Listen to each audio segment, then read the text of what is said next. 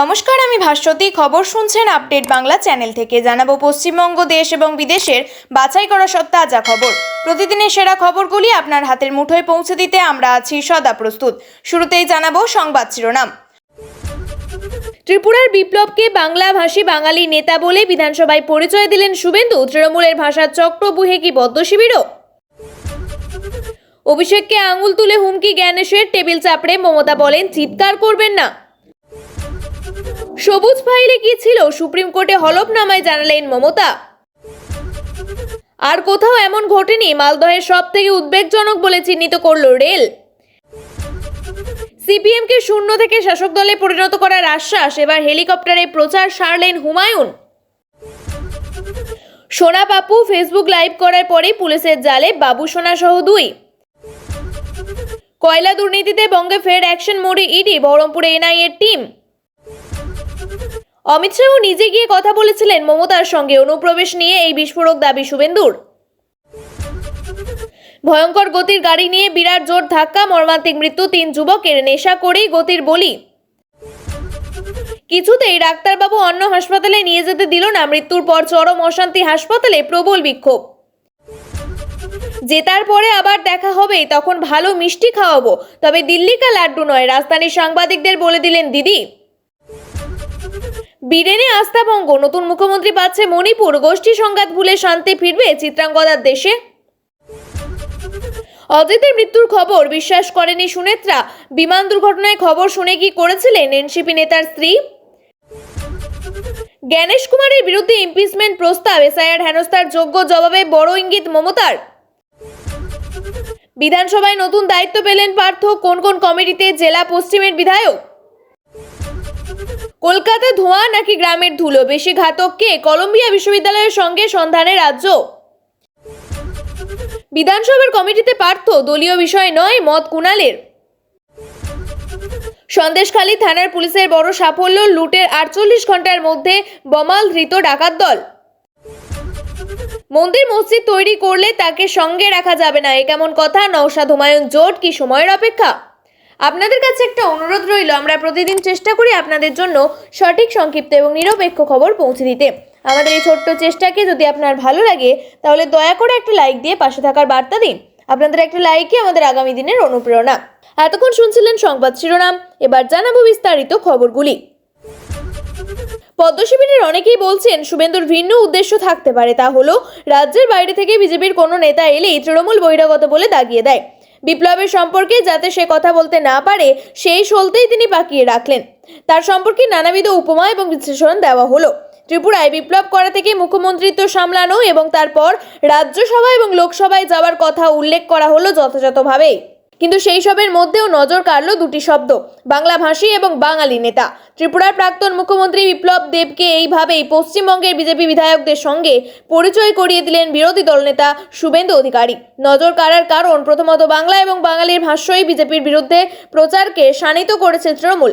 2021 সালে 2024 সালের নির্বাচনের পরে 2026 সালে বিধানসভা ভোটের লক্ষ্যেও সেই অভিমুখে স্লোগান তৈরি করেছে পশ্চিমবঙ্গের শাসক দল। সেই সূত্রে অনেকের কৌতূহলী প্রশ্ন, অবচেতন মনে রাজ্য বিজেপির নেতারা কি তৃণমূলের ভাষ্যের চক্রবুহে প্রবেশ করেছেন?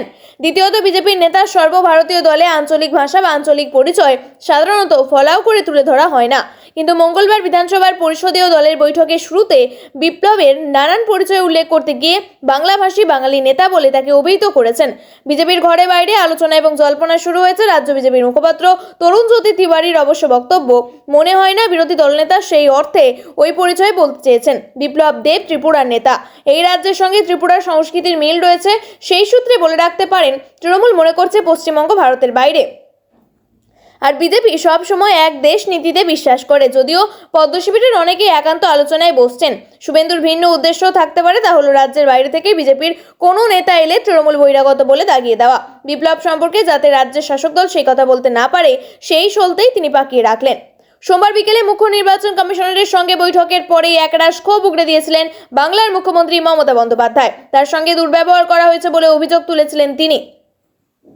মঙ্গলবার দুপুরে এসআইআর ক্ষতিগ্রস্তদের নিয়ে বঙ্গভবনে সাংবাদিক বৈঠক করলেন মমতা।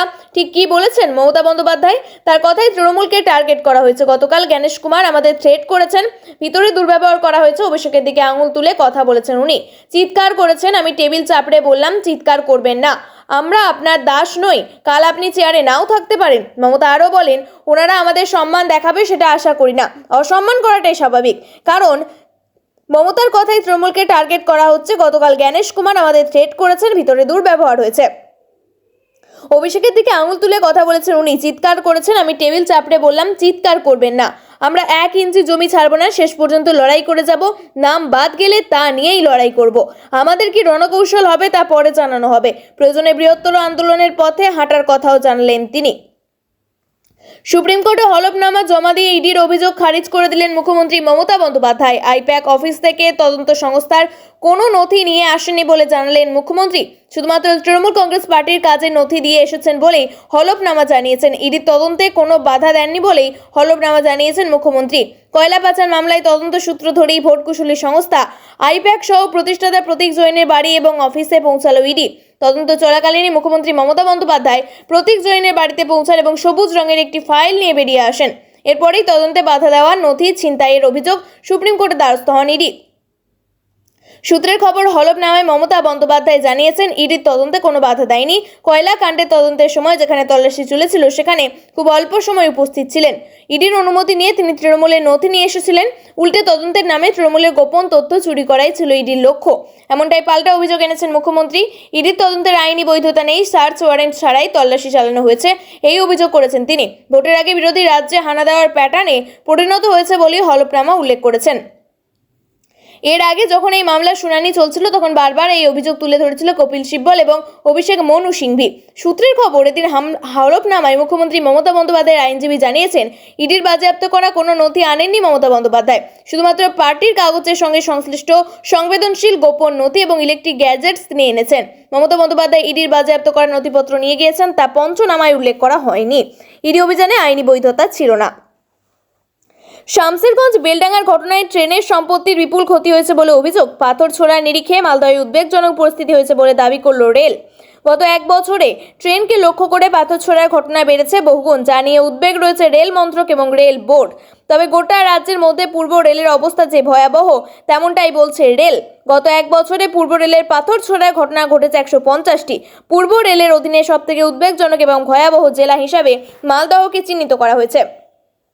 শুধুমাত্র মালদহে যে পরিমাণ পাথর ছোড়ার ঘটনা ঘটেছে তা পূর্ব রেলের অন্য কোথাও হয়নি বলেই দাবি পূর্ব রেলের শীর্ষ কর্তাদের। মালদহ থেকে বন্দে ভারত এক্সপ্রেস এবং বন্দে ভারত এক্সপ্রেস স্লিপারের মতো প্রিমিয়াম ট্রেন চলাচল করে। এছাড়াও উত্তরবঙ্গ যাওয়ার একাধিক দূরপাল্লার গাড়ি এই রুট দিয়ে চলাচল করে থাকে। পূর্ব রেলের সূত্রে খবর, গত কয়েক মাসে বারবার একাধিক ট্রেনের কাঁচের জানালা লক্ষ্য করে পাথর ছোড়া হয়েছে, যার জেরে ক্ষতি হয়েছে ট্রেনের সম্পত্তির। মালদহ জেলা প্রশাসন এবং রাজ্য সরকার এ ব্যাপারে বারবার অবহিত করলেও কোনো লাভ হয়নি বলেই রেলের কর্তারা দাবি করেছেন। একই সঙ্গে মালদহের পাশের জেলা মুর্শিদাবাদকেও উদ্বেগজনক জেলা হিসাবে চিহ্নিত করেছেন। রেল মন্ত্রকের দেওয়া রিপোর্ট বলা হচ্ছে, গত বছরের জুলাই মাস থেকে ডিসেম্বর মাসে সারা দেশে 1698টি ট্রেন পাথর ছোড়ার ঘটনা ঘটেছে। কলকাতায় সিপিএম এর রাজ্য সম্পাদক মোহাম্মদ সেলিমের সঙ্গে বৈঠক করেছেন। রাজ্য রাজনীতিতে সেই খবর তোলপাড় ফেলেছে। কোন সমীকরণে প্রতীক্ষায় রয়েছে বাংলা, সেই আবহে তিনি আবার দেখা করতে যাবেন মিমের প্রধান আসাউদ্দিন ওয়েসির সঙ্গে। আগেই অবশ্য আসাউদ্দিন ওয়েসির দল এক নেতার সঙ্গে বৈঠক সেরেছেন তিনি। তবে কথা হচ্ছে জনতা উন্নয়ন পার্টির প্রধান হুমায়ুন কবিরকে নিয়ে। এবার নির্বাচনে তিনি 100-র বেশি আসন পাওয়ার চ্যালেঞ্জ ছুড়ে দিয়েছেন, আর তার প্রচার থাকছে চমক। এবার হেলিকপ্টারে প্রচার করবেন হুমায়ুন। সংবাদ মাধ্যমকে দেওয়া সাক্ষাৎকারে হুমায়ুন কবির বলেন, আমি ওখানে 2 মাসের জন্য হেলিকপ্টারে প্রচার করব, জোট প্রার্থী হয়ে প্রচারে যাব। তিনি জানান, বেলডাঙ্গা থেকে থাই হেলিপ্যাড তৈরি হচ্ছে, স্ট্যান্ড বাই হেলিকপ্টারে থাকবে। উল্লেখ্য, 2011 সালে বাংলার আকাশে হেলিকপ্টার উড়েছিল নির্বাচনের প্রাক্কালে। সেই সময় তৃণমূলের সমর্থনে হেলিকপ্টারে টাকা দিয়েছিল কংগ্রেস, কিন্তু হুমায়ুনকে কে টাকা দিচ্ছেন কবির স্পষ্ট করে বললেন না। বললেন, যতই খোঁচান সেটা আমি এখনই বলবো না। ঐশীর সঙ্গে খুব তাড়াতাড়ি দেখা করতে যাবেন বলে তিনি জানান। আসন্ন বিধানসভা নির্বাচনে সিপিএম আইএসএফ এর সঙ্গে তিনি জোট করতে ইচ্ছুক। হুমায়ুন সিপিএম এর রাজ্য সম্পাদক সেলিমের সঙ্গে বৈঠক করেছেন। আইএসএফ এর চেয়ারম্যান নওশাদ সিদ্দিকীর দলের সঙ্গে আলোচনার ভার সিপিএম এর উপরই ছেড়েছেন তিনি। মোহাম্মদ সেলিমের সঙ্গে তার বৈঠক ঘিরে বঙ্গ রাজনীতিতে একাধিক সমীকরণ তৈরি হয়েছে। এমন প্রশ্ন উঠছে, মোহাম্মদ সেলিম কি নাকি কেবল এই আসনে জেতার জন্য এই পদক্ষেপ করেছেন? প্রশ্নটা সাংবাদিক করার আগে হুমায়ুন উত্থাপন করলেন। কাকুলিয়ায় বোমাবাজির ঘটনায় ধৃতের সংখ্যা বেড়ে হলো 16। মঙ্গলবার আরও 2 জনকে গ্রেপ্তার করেছে পুলিশ।